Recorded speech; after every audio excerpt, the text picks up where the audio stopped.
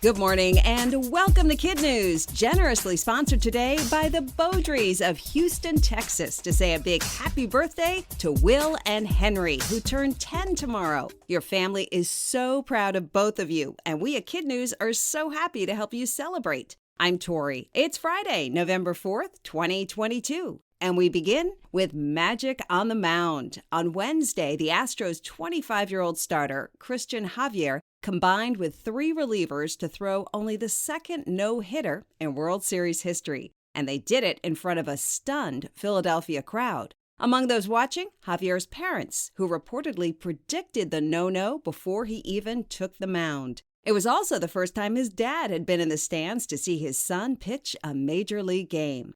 With last night's win, the Astros now lead the series 3-2. Play now heads back to Houston for Game 6 tomorrow night, and if needed, a Game 7 on Sunday.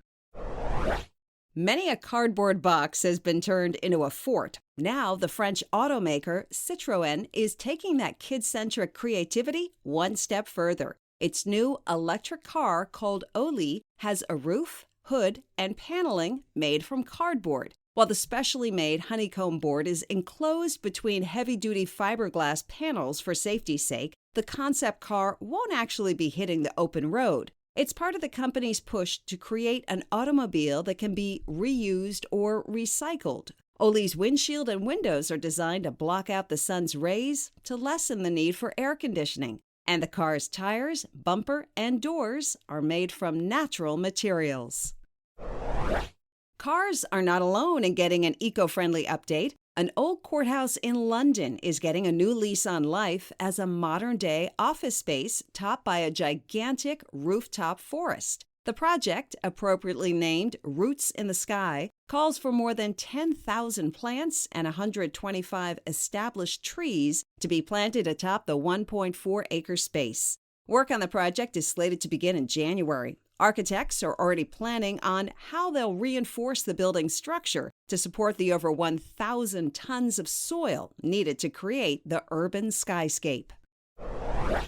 Looking for a reason to stay up past your bedtime this weekend? Daylight saving time, observed in most of the U.S., officially ends at 2 a.m. on Sunday, which means we get to turn the clocks back an hour and get some extra sleep Saturday night. The push to make daylight saving time permanent is currently stalled in Congress, while the ongoing debate about benefits and drawbacks lingers. A new study out this week in the journal Current Biology shows the change could prevent thousands of car collisions with deer, but many experts argue that standard time is better for sleep.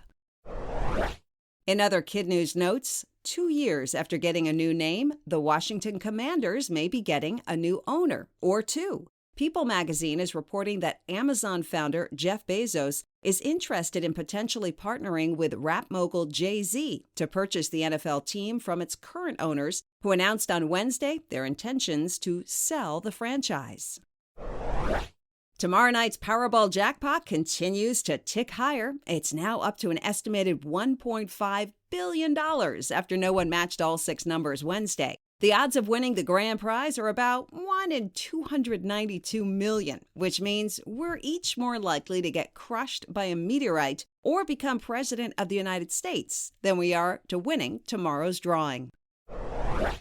That's it for KidNuz. Now our KidNuz quiz, generously sponsored today by the Lemaire family of Palo Alto, California. Dylan Lemaire turns 11 tomorrow, and his cousin Miles in Brooklyn celebrated his 14th yesterday. Happy birthday, boys, from all of us at KidNuz. Now, today's quiz.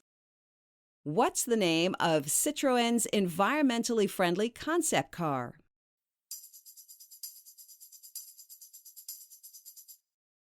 Oli. When does daylight saving time end?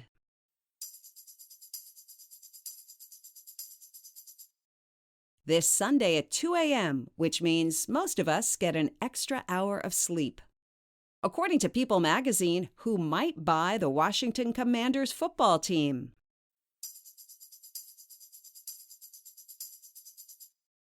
Amazon founder Jeff Bezos and rapper Jay-Z. Pitchers on what team combined to throw a no-hitter in Game 4 of the World Series?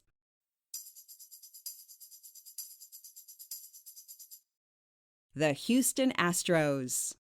In our Kid News Kicker, as we mentioned, Wednesday night's no-hitter was only the second ever thrown in a World Series. The first was all the way back in 1956 when New York Yankees pitcher Don Larson threw not only a no-hitter, but a perfect game. What's the difference? A perfect game is when no batters reach base for any reason, a hit, a walk, or an error. Only 23 perfect games have ever officially been pitched in the majors, and Larson still stands as the only one in postseason history.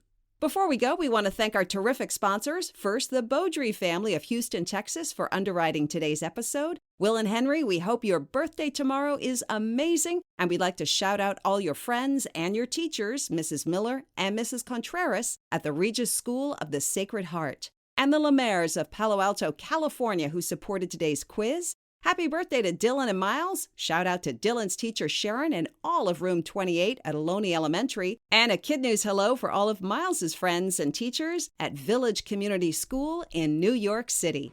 And to our other educators, Mrs. McGuffey at Walt Disney Elementary in Fraser, Michigan. Go Mickey! Mrs. Carlson and her Red Wing Wingers at Twin Bluff Middle School in Red Wing, Minnesota. Mrs. Rumor and her Comic Cuties at Central Elementary in Alleman, Iowa. Miss Buggart and her Raiders at Grover Hill Elementary in Grover Hill, Ohio. And Mr. Morales and his hardworking Bulldogs at William McKinley Elementary in Colton, California.